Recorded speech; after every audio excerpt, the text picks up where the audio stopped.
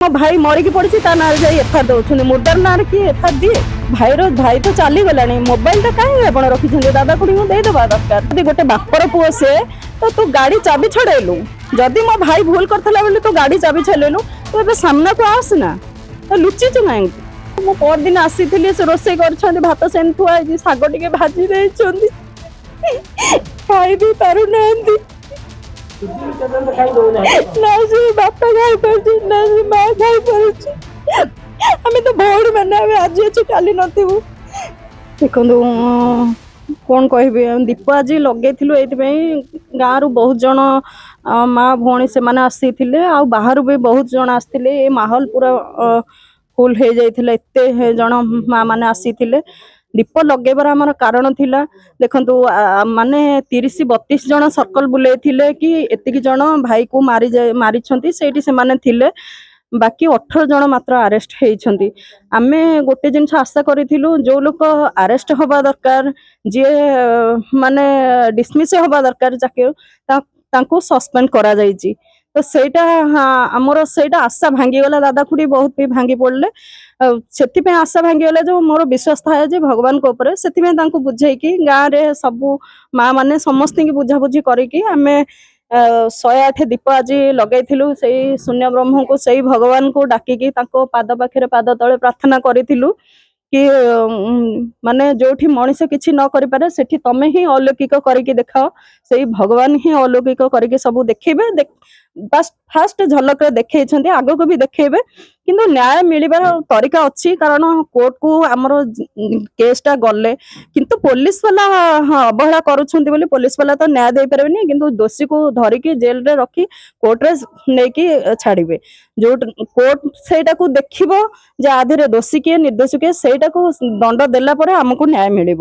କିନ୍ତୁ କଥା ହେଲା, ଏମାନେ ପୋଲିସ ମାନେ ବହୁତ ମାନେ ବହୁତ ଅବହେଳା କରିଦଉଛନ୍ତି। କ୍ରାଇମବ୍ରାଞ୍ଚ ନେଇଛି, ମାତ୍ର ଏଠି 18 ଜଣ ଆରେଷ୍ଟ ହେଇଛନ୍ତି। ପୁରା ସମ୍ପୂର୍ଣ୍ଣ ବସି ଯାଇଛନ୍ତି। ମାସେ ନୁହେଁ, 1.5 ମାସ ହେଇଗଲା, 45 ଦିନ ହେଇଗଲାଣି, 1.5 ମାସ ହେଇଗଲାଣି, କିନ୍ତୁ କୌଣସି ଆକ୍ସନ ନବାର ନାହିଁ, ପୋଲିସ କିଛି ବି ନାହିଁ। ସେଥିପାଇଁ ଆମେ ଯେତେବେଳେ ନିରାଶ ହେଇଗଲୁ, ଜଣେ ନିରାଶ ହେଇଗଲେ କାହାର ଆଶ୍ରୟ ନିଏ? ସେଇ କେବଳ ସେ ଭଗବାନଙ୍କୁ ଆଶ୍ରୟ କରେ। ଏଠି ଯେତେବେଳେ ଦାଦା ଖୁଡି ବେଳେ ବେଳେ ଭାଙ୍ଗି ପଡୁଛନ୍ତି, କରିବାକୁ ଭାବୁଛନ୍ତି ଯେ ନାଇଁ ଆଉ କାହିଁ ବଞ୍ଚିବୁ, ଆମେ ଯାଇକି ଏମଜି ପାଖରେ ଖୁଡି କହୁଛନ୍ତି ମୁଁ ଦେଖିଛି, ମୁଁ ଦେଖିନଥିଲି, ସେ ଜାଗା ଦେଖିଛି। ମୁଁ ପରଦିନ ବି ଆସିଥିଲି, କହୁଥାନ୍ତି କି ମୁଁ ସେଇଠି ଯାଇକି କରିଦେବି, ମୁଁ ମରିଯିବି, ଆଉ କାହିଁ ବଞ୍ଚିବି, ମାନେ କିଏ ଅଛି, ଆଉ କଣ ଅଛି ମୋର, ମୁଁ ବଞ୍ଚିବି।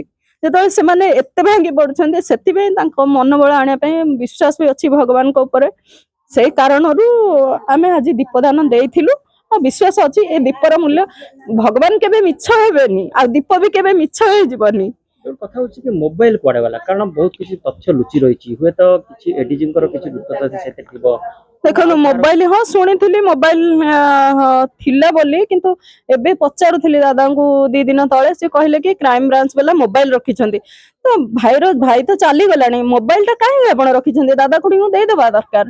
ମୋବାଇଲଟା ସେ କଣ ପାଇଁକି ରଖିଛନ୍ତି, ଆମେ ପଛରେ ବହୁତ ଡେରିରେ ଜାଣିଲୁ ଯେ ମୋବାଇଲ ସେମାନେ ରଖିଛନ୍ତି। ତାର ତ ତା ଭେସଲେଟ, ଚେନ୍, ପର୍ସ ଏସବୁ କିଛି ମିଳିବାକୁ ନାହିଁ।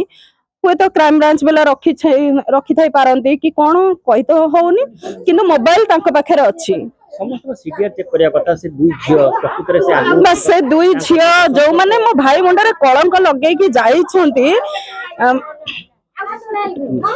ଯୋଉମାନେ କଳଙ୍କ ଲଗେଇକି ଯାଇଛନ୍ତି ଭାଇ ମୁଣ୍ଡରେ, ସେ ଯୋଉ କଣ ବିରଞ୍ଜି, ସେ ଏମିତି ଯଦି ଗୋଟେ ବାପର ପୁଅ ସେ, ତ ତୁ ଗାଡି ଚାବି ଛଡେଇଲୁ। ଯଦି ମୋ ଭାଇ ଭୁଲ କରିଥିଲା ବୋଲି ତୁ ଗାଡି ଚାବି ଛଡେଇଲୁ, ତୁ ଏବେ ସାମ୍ନାକୁ ଆସନା, ତ ଲୁଚିଛୁ କାହିଁକି? ତ ସେଇ ଜିନିଷଟା ଆମେ ବାର ବାର କୁହା ହଉଛି। ସେ ଝିଅ ଦିଟା ବି ଯୋଉ କହିଲେ, ସେ ଝିଅ ଦିଟା କହିଲେ ଆମକୁ ଏ କରିଥିଲା ସେ କରିଥିଲା, କାଇଁ କ୍ରାଇମବ୍ରାଞ୍ଚ ଆଗରେ ତ କହିଲେନି କି ନାଇଁ ସୌମ୍ୟ ଆମକୁ ଏ କରିଥିଲା। ପୁଣି ମୋ ଭାଇ ମରିକି ପଡିଛି, ତା ନାଁରେ ଯାଇ ଏଫଆଇଆର ଦଉଛନ୍ତି। ମୁର୍ଦାର ନାଁରେ କିଏ ଏଫଆଇଆର ଦିଏ? ଯୋଉଟା କି ଝିଅ ମାନେ ଦେଇଛନ୍ତି, ଯଦି ଦେଇଛନ୍ତି ମୁଁ କାହିଁ ଢାଙ୍କିଛନ୍ତି, ଖୋଲନ୍ତୁ ନା, ସାମ୍ନାକୁ ଆସନ୍ତୁ। ସେମାନେ ଅଭିଯୋଗ କରିଛନ୍ତି କୁଆଡେ ସୌମ୍ୟ ତାଙ୍କ ମୁଣ୍ଡକୁ 3 ଥର ସେ ପିଚୁରେ ବାଡେଇଛି, ଲାଗୁଛି ଯେ ବାଡେଇଲେ ବଞ୍ଚିବେ। ଶୁଣନ୍ତୁ, ଭାଇ ତ ତାଙ୍କୁ ଛୁଇଁ ନଥିବ, ଯଦି ବି ଭାଇ ବାଡେଇଲା, ସେ ବଞ୍ଚିଛନ୍ତି କେମିତି? ସେ ତ ମରିଯିବା କଥା ସେଇ ସମୟରେ, ପ୍ରଥମ କଥା। ଦ୍ୱିତୀୟ କଥା ହେଲା, ସେମାନେ କ୍ରାଇମବ୍ରାଞ୍ଚ ସାମ୍ନାକୁ ଯାଇକି ବାସ୍ ଆମର ମାନବାଧିକାର ଯୋଉ ଆସିଥିଲେ ଦିଲ୍ଲୀରୁ ସେମାନଙ୍କ ସାମ୍ନା କରିଛନ୍ତି କାହିଁ ସେଠି ତ ସେମାନେ କହିଲେନି ଯେ ସୌମ୍ୟା ଆମକୁ ଲିପ୍ କିସ୍ କରିଛି କି ଆମ ଇଜ୍ଜତ ନବା ପାଇଁ ବସିଛି କି ଆମକୁ ରେପ୍ କରିଛି କି ଆମ ମୁଣ୍ଡ ବାଡେଇଛି ସେଠି ତ କୌଣସି ଟପିକ ବାହାର କଲେନି ବିକ୍ଷତ ବି ଦେଖେଇ ନାହାନ୍ତି କିନ୍ତୁ ଗୋଟେ ମିଛର ଆଳ ଲଗେଇକି ମୋ ଭାଇଟାକୁ ଜୀବନରୁ ନେଇଗଲେ ତମ ମାନଙ୍କର ତ ଭାଇ ଥିବ ଯଦି କାଲି ସକାଳେ ତମ ଭାଇ ମାନେ ଏମିତି ଯିବେ ତମେ ଠିକ ସହିପାରିବ ଆମେ ତ ସହିବନି ଆମ ଭାଇ ଆମ ପାଖରୁ ଚାଲିଗଲା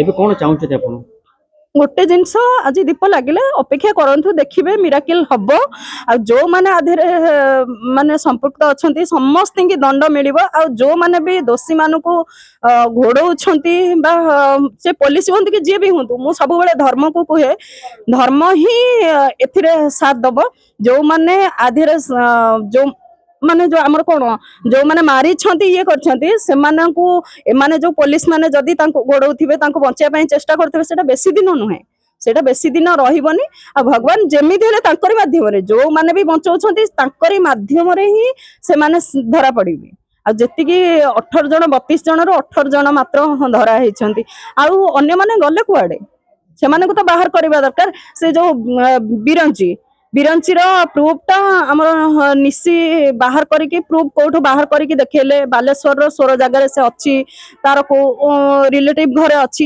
ଏତେ ସବୁ ପ୍ରୁଫ ଦେଖେଇଲା ପରେ କ୍ରାଇମ ବ୍ରାଞ୍ଚ କାହିଁ ବସିଛନ୍ତି ସେଇଟା ତ ନିହାତି ବାହାର ଦେଖନ୍ତୁ ଗୋଟେ ପ୍ରାଇଭେଟ ପାର୍ଟ କୁ ସେ ଦେଖୁଛି କେମିତି ଖରାପ ବ୍ୟବହାର ଦେଖୁଥିଲା ଯିଏ କି ବାଲିଆନ୍ତାରେ ପଡେ ସେ ମୁଢି ବେପାର ଗୋଟେ କରୁଛି ତାକୁ କଣ ଧରି ପାରୁନାହାନ୍ତି କେଜାଣି ସେଇଟା ଦେଖନ୍ତୁ ସେଇ ତ କଥା ସେମାନେ କାହିଁକି ଇଏ କରୁନାହାନ୍ତି ଆଉ ଦେଖନ୍ତୁ ସେମାନେ ଯଦି ଅନ୍ୟାୟ ହାତରେ ଅନ୍ୟାୟକୁ ସାଥ ଦେବେ ସେ ବହୁତ କମ ଦିନ ଭିତରେ ଧ୍ୱଂସ ହେଇଯିବେ ଏଇଟା ମୁଁ କହୁନି ଏଇଟା ଭଗବାନ କରେଇବେ କାରଣ ଯୋଉଟା ଅନ୍ୟାୟ ହେଇଛି ସେଟାକୁ ନ୍ୟାୟ ଦିଅନ୍ତୁ ଆଉ ଅନ୍ୟାୟକୁ ଯଦି ସେମାନେ ସପୋର୍ଟ କରିକି ସେମାନେ ଆଗକୁ ଏମିତି କରୁଛନ୍ତି କିନ୍ତୁ ବେଶୀ ଦିନ ନୁହେଁ ବାସ୍ ସେମାନେ ଯୋଉ ମା କାନ୍ଦୁଛି ଯୋଉ ମା ଖାଇପାରୁନି ସେ ମା ରୋଷେଇ ମାନେ ମୁଁ ପରଦିନ ଆସିଥିଲି ସେ ରୋଷେଇ କରିଛନ୍ତି ଭାତ ସେମିତି ଥୁଆ ହେଇଛି ଶାଗ ଟିକେ ଭାଜି ଦେଇଛନ୍ତି ଖାଇ ବି ପାରୁନାହାନ୍ତି ନା ସେ ବାପା ଖାଇପାରୁଛି ନା ସେ ମା ଖାଇପାରୁଛି ଆମେ ତ ଭଉଣୀ ମାନେ ଆମେ ଆଜି ଅଛୁ କାଲି ନଥିବୁ କିନ୍ତୁ ସେମାନେ ବଞ୍ଚିବେ କେମିତି ଏଭଳି କାହା ଆଖିକୁ ଦେଖାଯାଉନି ଯୋଉ ପୋଲିସ ମାନେ ଏମିତି ମାନେ ସେ ଦୋଷୀ ମାନଙ୍କୁ ବଞ୍ଚଉଛନ୍ତି କିନ୍ତୁ ସେମାନେ ସତର୍କ ହେଇଯିବା ଦରକାର ଲାଗିଲା ଏ ଯୋଉ 108 ଲାଗିନି ଏଟା ତା ନା ମିଛ ହେଇଯିବ ନହେଲେ ଯଦି ସେ ଏ ଜିନିଷ ନ ବାହାର କରିବ ଧର୍ମ ରହିବନି ନହେଲେ ରାତି ଦିନ କେମିତି ହଉଛି ଆଉ ଧର୍ମ ମିଛ ହେଇଯିବ ଧର୍ମ କେବେ ମିଛ ହେଇନି କି ହବନି ଦେଖନ୍ତୁ ବହୁତ ଜଲ୍ଦି ସବୁ ଜିନିଷ ବାହାରିବ ଯୋଉ 108 ଦୀପ ଲାଗିନି ତା ନାଁରେ ସିଏ ହିଁ ଦେଖେଇଦବ ସେ ଯେମିତି ହେଲେ ମିରାକିଲ ଯେମିତି ହେଲେ ହବ ଆଉ ମିରାକିଲ କରିବ ସେଇ ଭଗବାନ କରିବେ ବା ସେଇଟା ଆମର ଆଶା ଅଛି